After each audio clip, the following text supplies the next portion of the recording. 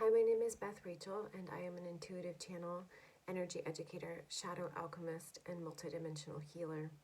And I want to talk today as a part two of the third eye, sixth chakra conversation.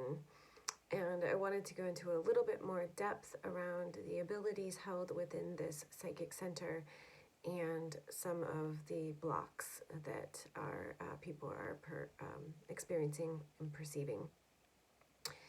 So some of the abilities that the ability most commonly related to this chakra area is clairvoyance. It's known as being able to see energy. Clairaudience is often also associated with this chakra, and that is the ability to hear energy, being that the ears are actually in alignment with that chakra. Other people believe there are tiny chakras behind the ears, and that that is true. We have little chakras all over our bodies, chakras in our hands and feet. But oftentimes these abilities are grouped together within this chakra here.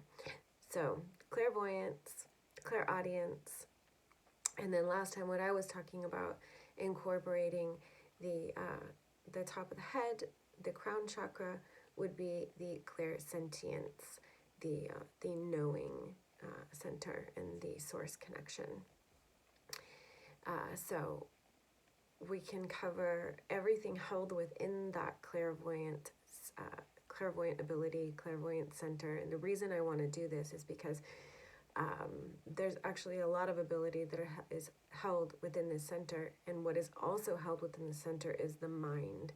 And so it's an incredibly powerful center for both of those reasons. It's an incredibly powerful tool for humanity, and it's also what can make humanity quite vulnerable to outside manipulations, and has made humanity quite vulnerable to outside manipulations in some of what I was talking about in the veils of distortion in the last video. So some of the extended abilities of the clairvoyant, clairaudient center are telepathy, so the ability to communicate with the mind, to hear thoughts. Within that, there is also thought projection that is a little bit different, or memory projection even.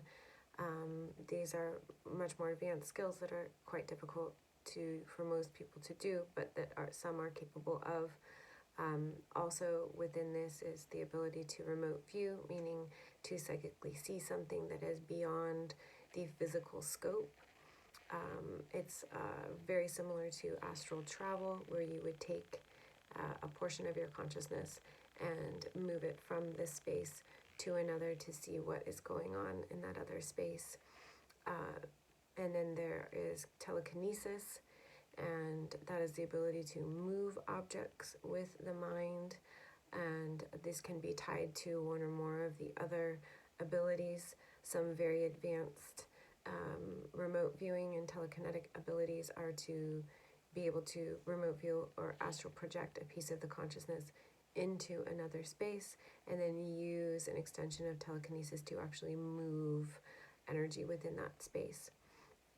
Now, in order to go into some of these more advanced usages of these abilities and this center, it requires a training of the mind and or programming of the mind.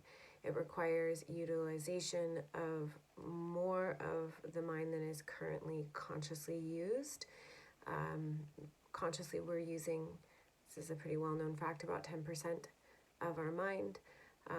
So within that other 90%, there is a lot of possibility, and some of the matrix programmers, those creating the veils of distortion, are very aware of this and use it to their advantage in manipulating individuals and also humanity as a group consciousness in terms of what we are capable of or what we are able to achieve.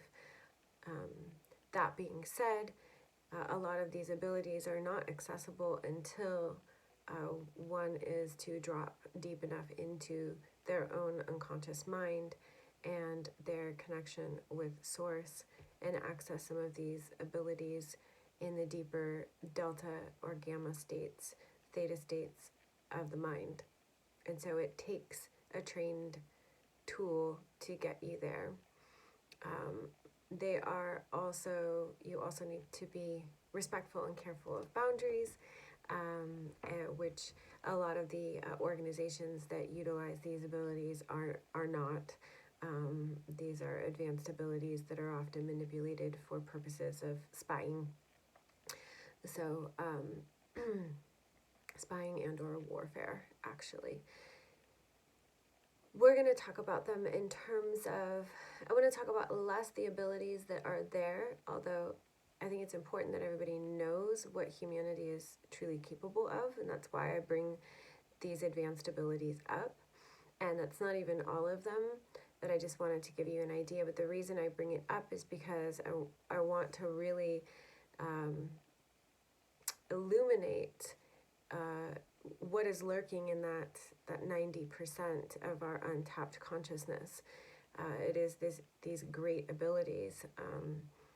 These great abilities are often hindered by great trauma, repression, abuse. The powers that be, so to speak, the matrix operators, the distortion programmers, have been very good about suppressing these abilities and this knowledge throughout generations of humanity, thousands of years of suppression, and they have trained humans to suppress each other through trauma and abuse. And so oftentimes, why I mention this is oftentimes, in order to access our own abilities that are part of our original genetic programming, we have to actually go through these layers of trauma and abuse to whatever degree we have experienced them. But they are often hiding in those subconscious places in the other 90% of our mind. And so this is why I practice shadow alchemy. I practice it as the antithesis of the ability and the light that works on the other side is the shadow. And so in order to get to it, we have to alchemize what has been put upon it. And that is also why I educate people in terms of energy, so that they are aware and awakened to what they are capable of and have consciousness about how they are moving and utilizing their energy, and are learning to take responsibility for what that means in their own bodies, in their own space, and in relationship and in terms of their body, other people's bodies and space. Because we all want to be respectful and honoring here, and not invasive or controlling, but to just begin, I'm just, wanting to begin to open more of the consciousness around human ability, true human ability, and being able to drop into the work that needs to happen to sort of reclaim for humanity our true essence, our true ability, our true genome, which is all of these abilities and more. This is just one center. Granted, it's a full center. It's one that has a lot of things going on in there. So I'm going to leave you with that. There's so much more that could be said, but I think that I gave you some big chunks, and I hope you walk away with a greater understanding of your own relationship to your psychic ability, to your mind, to any shadow work that needs to be done there in order to more deeply empower you to be a more fully embodied you, to collect any soul fragments or pieces that may need to be collected deep within the unconscious parts of your mind, and any experiences there that need to be uncovered and looked at. If you like what I had to share and you'd like to know more, you can find me at bethrachel.com or also on Facebook. Thank you so much.